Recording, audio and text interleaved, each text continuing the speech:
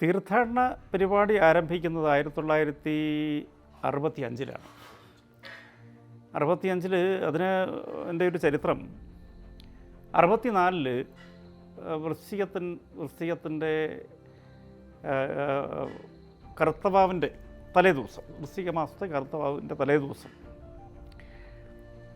നമ്മുടെ ചെങ്ങന്നൂർ, അതായത് ചെങ്ങന്നൂർ ഇപ്പം അത് ആശ്രമം അറിയപ്പെടുന്ന പാണ്ഡവൻപാറ, പാണ്ഡവൻപാറ ഉള്ള ആശ്രമം. അപ്പം അവിടുത്തെ ഒരു 3 ഭക്തന്മാർ, അതായത് ഒന്ന് ഒരു വെളുത്ത കുഞ്ഞ്, ഒന്ന് ശ്രീ അയ്യപ്പൻകുട്ടി തുടങ്ങിയ 2-3 ഭക്തന്മാർ വന്നിരുന്നു.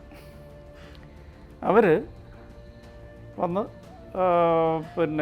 അപ്പോൾ ഞങ്ങൾ നേരത്തെ ഇവിടെ വരും എന്ന് മുൻകൂട്ടി അറിയിച്ചിരുന്നു. അതിന് പ്രകാരം ഇവിടുന്ന് അച്ഛനും നമ്മുടെ മരിച്ചുപോയ സ്വാമി KK നാരായണൻ ഇവരൊക്കെ അന്ന് വൈകിട്ട് ഇവരെ പ്രതീക്ഷിച്ച് തപോഗിരിയിൽ കാത്തിരുന്നിരുന്നു. അവർ വന്നു, ഒന്ന് വൈകിട്ട് പ്രാർത്ഥനയൊക്കെ നടത്തി. പിറ്റേ ദിവസം രാവിലെ തപോഗിരി മുകളിൽ പാറപ്പുറത്ത്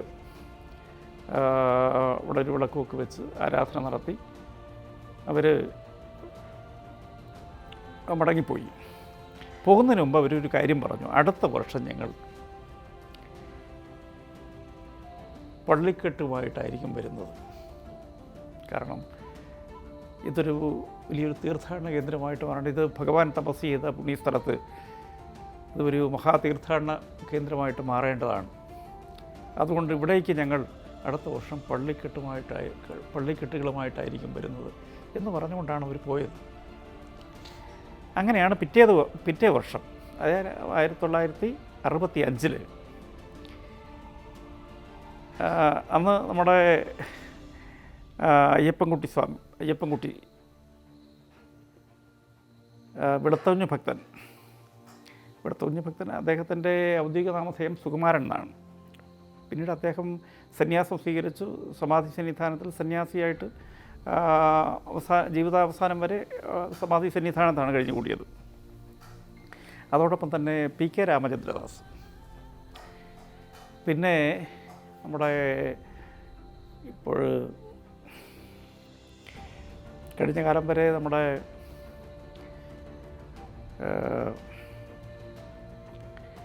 പടവൻപാറയിലുണ്ടായിരുന്ന ഒരു സന്യാസി ഉണ്ടായിരുന്നു. അദ്ദേഹത്തിൻ്റെ പേര് ഞാനിപ്പോൾ ഓർക്കുന്നില്ല. അദ്ദേഹം ഉണ്ടായിരുന്നു. അദ്ദേഹം സന്യാസിയല്ല, അദ്ദേഹം ഭക്തനാണ്. അദ്ദേഹത്തിൻ്റെ പേര് ഞാനിപ്പോൾ ഓർക്കുന്നില്ല. ഞാൻ ഇടയ്ക്ക് ഓർക്കുമ്പോഴത്തേക്ക് ഞാൻ പറയാം. ഇവർ 3 പേരും പള്ളിക്കെട്ടുകളുമായും കൂടെ രാമചന്ദ്രദാസ് സാർ, അദ്ദേഹം പഴയ MLA ആയിരുന്നു, കേട്ടിട്ടുണ്ടാവും. PK രാമചന്ദ്രദാസ് നല്ല പ്രഭാഷകനായിരുന്നു. ഭഗവാനെക്കുറിച്ച് ദീർഘനേരം മണിക്കൂറുകളോളം പ്രസംഗിക്കാൻ അന്ന് കഴിവുള്ള വ്യക്തികളിൽ ഒരാളായിരുന്നു അദ്ദേഹം. ഇവർ തപോഗിരിയിൽ വൃശ്ചിക മാസത്തെ കർത്താവിൻ്റെ തലേ ദിവസം തപോഗിരിയിലെത്തി. ആ പാറപ്പുറത്ത്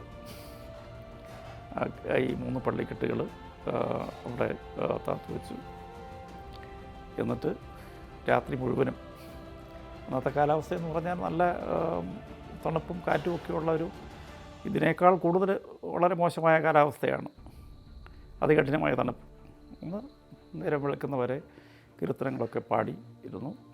നേരം വെളുത്ത് അവർ നേരെ കരിന്തിരി ആറ്റിൽ വന്ന് കുളിയൊക്കെ കഴിഞ്ഞ് ഈ പള്ളിക്കെട്ടുകളുമായിട്ട് എന്തി ഏറ്റവും മുകളിലുള്ള ആ പാറപ്പുറത്ത് പള്ളിക്കെട്ടിൽ സമർപ്പിച്ച് പ്രാർത്ഥനയൊക്കെ നടത്തി അവർ തോന്നി അടുത്ത വർഷവും ഞങ്ങൾ വരും എന്ന് പറഞ്ഞിട്ട് പോയി. അതാണ് ആദ്യത്തെ തീർത്ഥാടനം എന്ന് പറയുന്നത്. അടുത്ത വർഷം ആ സംഘത്തിൽ ഒരു 13ഓളം പേരുണ്ടായിരുന്നു. 7 പള്ളിക്കെട്ടുകളുമുണ്ടായിരുന്നു. അപ്പം 1-2 വർഷങ്ങളിൽ 1965, 66 കാലഘട്ടങ്ങളിലാണ് ഈ അങ്ങനെ തുടർന്ന് ഇങ്ങോട്ട് ഈ പള്ളിക്കെട്ടുകളുടെ എണ്ണം വർദ്ധിച്ചു വന്നു, തീർത്ഥാടകരുടെ എണ്ണം വർദ്ധിച്ചു വന്നു.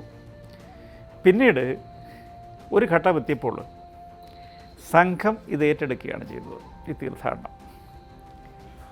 അപ്പോൾ അതിനെ സംബന്ധിച്ച് ഒത്തിരി വിവാദങ്ങളുണ്ടായി. ഇപ്പോൾ വൃശ്ചിക വാവിൻ്റെ അന്ന് തന്നെ ഈ തീർത്ഥാടനം നടത്തുന്നത് ഉചിതമാണോ, അനുചിതമല്ലേ? ഭഗവാന്റെ കൽപ്പന അന്ന് തീർത്ഥാടനം നടത്തുക എന്നുള്ളതായിരുന്നില്ലല്ലോ. അപ്പോൾ അന്ന് തീർത്ഥാടനം നടത്തി അന്ന് ഇവർക്ക് വിഭവസമൃദ്ധമായ സദ്യയൊക്കെ ഒരുക്കി അങ്ങനെ ആഘോഷിക്കുന്നത് ശരിയല്ലല്ലോ എന്നുള്ള ചർച്ചയും ആ കൂടെ ഉണ്ടായി. പിന്നീട് സംഘം അത് തിരുത്തി ഇപ്പോൾ നമ്മൾ വൃശ്ചിക 1 തീർത്ഥാടനമാക്കി മാറ്റിയിട്ടുണ്ട്. സംഘം അതിൻ്റെ കേന്ദ്ര നേതൃത്വം തീരുമാനിച്ച് ഇപ്പം വൃശ്ചിക 1 തീർത്ഥാടനമാക്കി മാറ്റിയിട്ടുണ്ട്. പക്ഷേ ഇത് ആരംഭിക്കുന്നത് ഏതെങ്കിലും സംഘത്തിൻ്റെ അല്ലെങ്കിൽ ആത്മബോധോദയ സംഘത്തിൻ്റെ ഔദ്യോഗികമായ തീരുമാനത്തിൻ്റെ അടിസ്ഥാനത്തിലല്ല ഈ തീർത്ഥാടന പരിപാടി ആരംഭിക്കുന്നത്. ഇതിന് മറ്റൊരു ചരിത്രം കൂടി ഉണ്ട്.